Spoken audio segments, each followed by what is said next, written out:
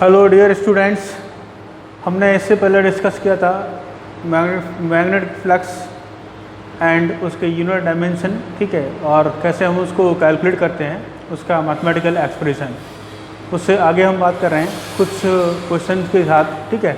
देखिए, आपको गिवन है cylinder of radius r, length l, placed in an external magnetic field as shown in figure, find magnetic flux.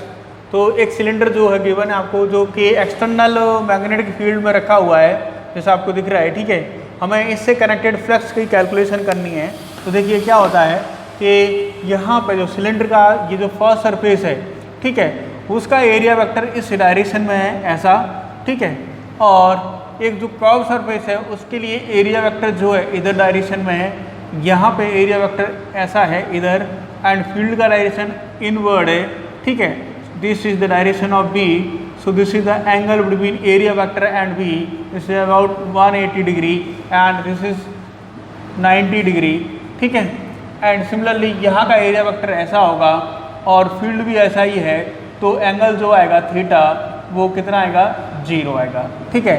यहाँ पर 90 degree या 180 degree, right. अब हम लिख लेते हैं टोटल मैग्नेटिक फ्लक्स, ठीक है। So this phi total is equal to phi 1, मतलब वन सरफेस से ये लेट इसको नाम दे दिया सरफेस नंबर 1, ये कर्व सरफेस 2 और ये flat surface 3, phi 1 plus phi 2 plus phi 3, right. अब देखिए फाई 1 के लिए हम लिखेंगे, चलिए एक बार लिख देते हैं कंप्लीट। B1 मतलब B, this is B, right, and area is pi r square and cos of angle between them is 180 degree. किसका angle? This is the angle between magnetic field and area vector, right. This is the area vector और this is the magnetic field. So इन दोनों के बीच का angle 180 degree plus phi 2, so this is again magnetic field B, right, and area आपको यहाँ पर चाहिए, ठीक है, लिख लीजिए। वैसे हम जानते हैं कि 90 डिग्री है तो सबको 0 आएगा, तो मैं चलिए टोटल लिख दीजिए 2 pi r l cos of this is 90 plus remaining this is B and pi r square और this is cos 0, क्लियर, ऐसा है, ठीक है। ये जो कैलकुलेट करेंगे तो -1, this is minus B pi r square, this is cos 90 0, तो ये पूरा पार्ट 0 हो जाता है, 0 plus B, this is pi r square, and ये माइनस में ये प्लस में कैंसिल, तो दिस इज 0। तो नेट फ्लक्स कितना आया, 0 आया थ्रू द सिलेंडर, राइट। ये समझे क्या, ठीक है जी। अगला ऐसा एक और प्रॉब्लम, ठीक है, जिसमें हम बात कर रहे हैं कि एक हेमीस्फीयर को प्लेस किया गया है। आपको लैंग्वेज नहीं गिवन है, मैं बोल रहा हूँ, एक हेमीस्फीयर को प्लेस किया गया है inside external magnetic field B, ठीक है, एज शोन इन फिगर। इस तरह से आपको यहाँ पर फ्लक्स कैलकुलेट करना है।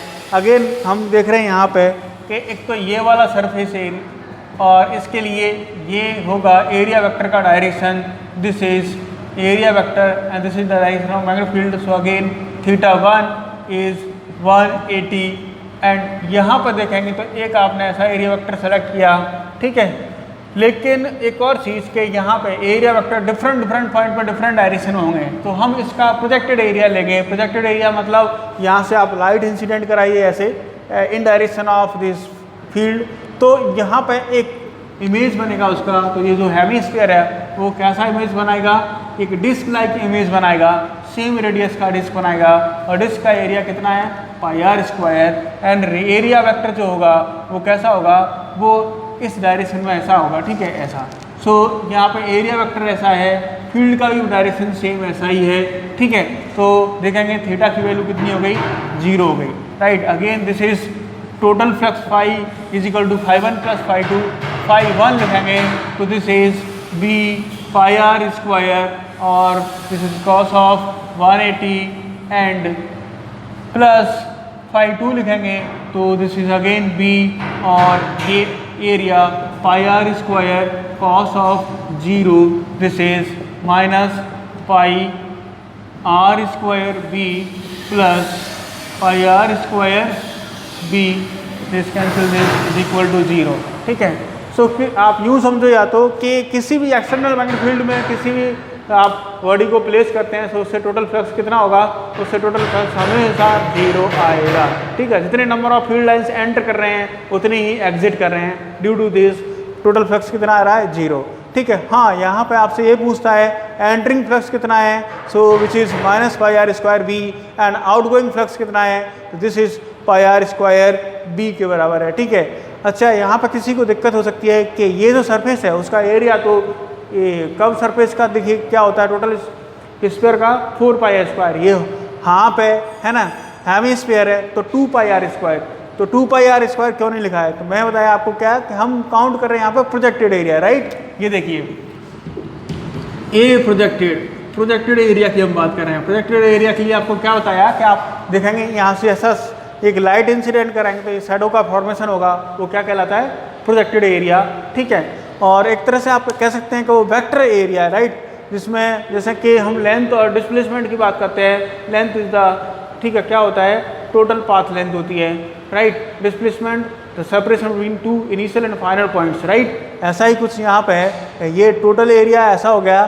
ठीक है, लेकिन हम टोटल एरिया नहीं, projected area, effective area count कर रहे हैं, right, which is perpendicular to the this given field, या यूँ कहोगे जिसमें से number of field lines pass हो रहे हैं। ठीक है, राइट। चलिए अगला प्रॉब्लम नीचे लिखा हुआ है, जगह नहीं तो मैं हटा देता हूँ। ठीक है,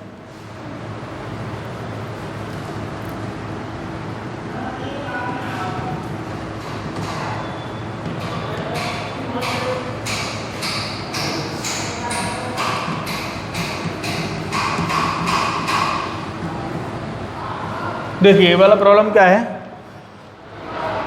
magnetic field in a space varies with x axis as, x axis में इस तरह से वेरी कर रहा है, v इज इक्वल टू, ये v वेक्टर है, right, v vector, v is equal to b0 b plus b1 x k cap, whole thing is in vector k cap, मतलब direction is along z axis.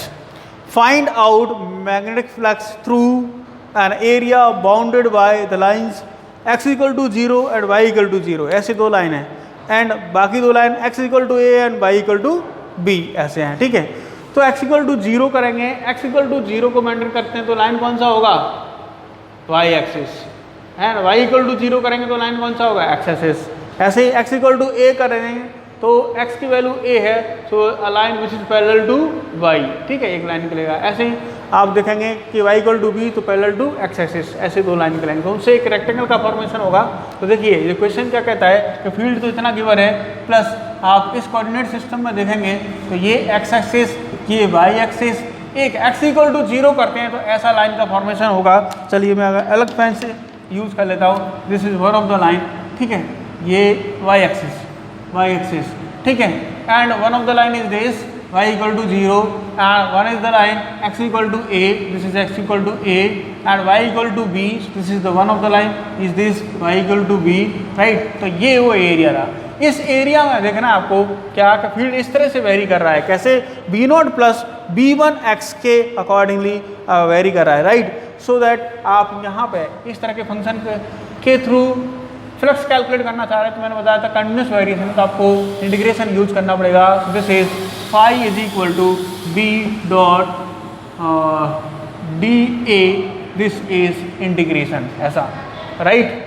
तो देखिए क्या होगा कि यहाँ पर एक एलिमेंट सेलेक्ट करेंगे ऐसा, and its size is d x and its length is, right, ये क्या है, b, so this is b, this is b, right. तो एलिमेंटल एरिया कितना होगा, एलिमेंटल एरिया होगा a is equal to this b dx, right, ऐसा है।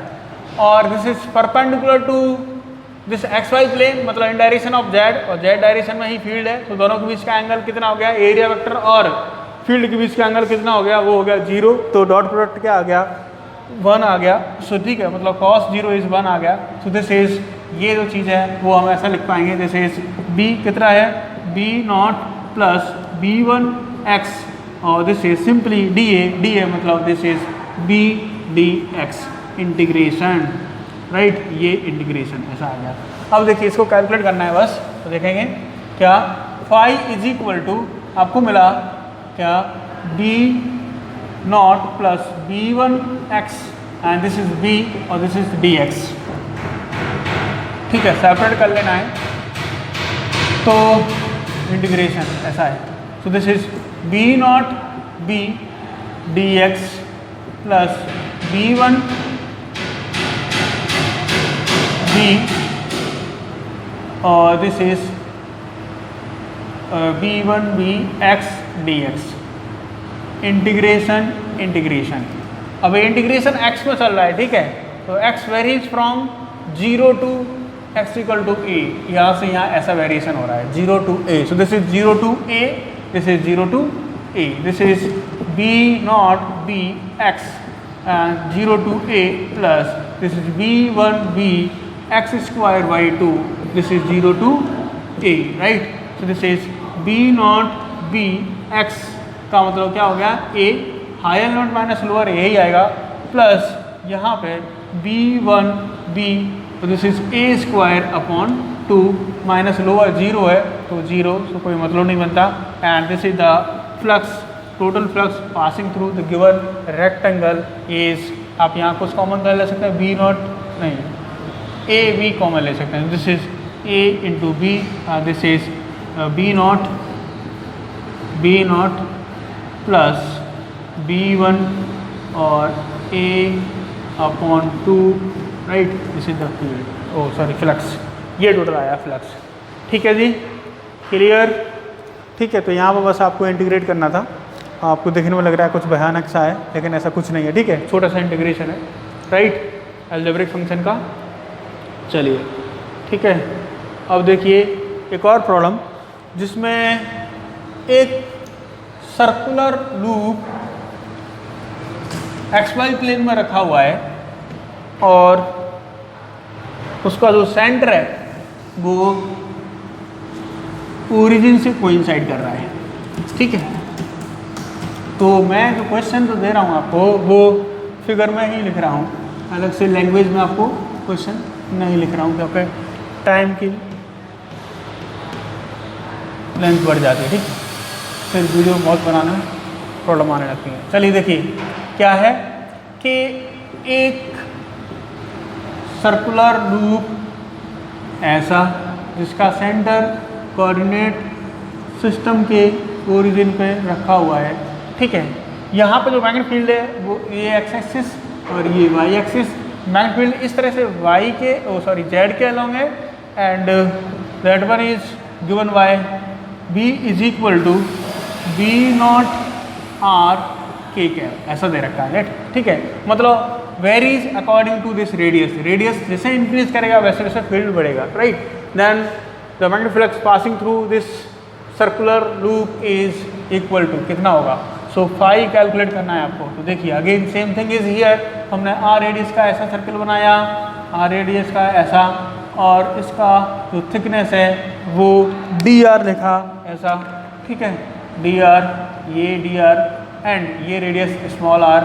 तो यहाँ से कितना होगा, एक्चुअली ऐसा हम इसीलिए कर पा रहे हैं क्योंकि एक स्मॉल थिकनेस में या कहें स्मॉल वेरिएशन में जो बी है उसमें ज़्यादा चेंज नहीं होंगे, चेंज तो होंगे लेकिन स्मॉल होंगे। स्मॉल चेंजेस को हम नेगलेक्ट कर सकते हैं, बड़े चेंजेस को नेगलेक्ट नहीं कर सकते, इसीलिए स्मॉल चेंजेस को कंसिडर करते हुए हम बात कर रहे हैं कि इसका जो फ्लक्स है वो हम डायरेक्टली लिख सकते हैं, कितना होगा, so this is d phi is equal to यहाँ का मैग्नेटिक फील्ड होगा b naught r, right. And देख रहे हैं आपके this is the direction of magnetic field and this is also the direction of area vector, इसीलिए cos 0 is 1, right. So b naught r and यहाँ का area, ठीक। अच्छा मैं उस एक्सप्रेशन को लिखूँगा तो वो होगा क्या, वो ऐसा होगा b dot d a, right, कोई प्रॉब्लम। चलिए अब लिख देते हैं, दिस इज बी कितना है, b naught r and d a, मतलब इसको आप कट करो ऐसा लंबा कर दो, ठीक है। तो दिस इज द लेंथ मतलब 2 pi r and this is the thickness d r, तो स्ट्रिप का एरिया हो गया d A is equal to 2 pi r d r, right. So this is v naught r 2 pi r d r, right. अब देखिए ये डी फाई आया, एलिमेंट के थ्रू पास कितना हो रहा है फ्लक्स गो। अब टोटल फ्लक्स के लिए डी फाई का इंटीग्रेशन इज इक्वल टू इधर इंटीग्रेशन, सो दिस इज जो कांस्टेंट था उनको एक साथ pi B naught, so this is 2 pi and B naught और this is r square, right, ये r square and this is d r, right, ये हो गया। So this is phi total is equal to 2 pi B naught and this is r is to 3/3 and integrate from 0 to r। 0 to r क्यों, यहाँ से जाकर यहाँ तक ये कितना है कैपिटल R, ठीक है। So 0 to capital R, this is 2 pi B naught और आर क्यूब अपॉन 3, ठीक है, ये आ गया। This is the phi flux, okay, ये फ्लक्स होगा, ठीक है। तो इस तरह से हमें किसी भी सिचुएशन में फ्लक्स कैलकुलेट कर लेना है, ठीक है। कोई भी बाउंडेड जो सरफेस है वो किसी एक्सटर्नल मैग्नेटिक फील्ड में प्लेस करेंगे तो हमेशा उससे कनेक्टेड फ्लक्स होगा वो कितना आएगा, 0 आएगा। हम नेक्स्ट लेक्चर में देखेंगे क्या कि इलेक्ट्रोमैग्नेटिक लॉ क्या है, ठीक है, that is Faraday's first law, second law and Lenz law. फिर हम बात करेंगे इंड्यूस्ड ईएमएफ की वैल्यू के बारे में, कैलकुलेशन के बारे में, राइट। Thank you, okay.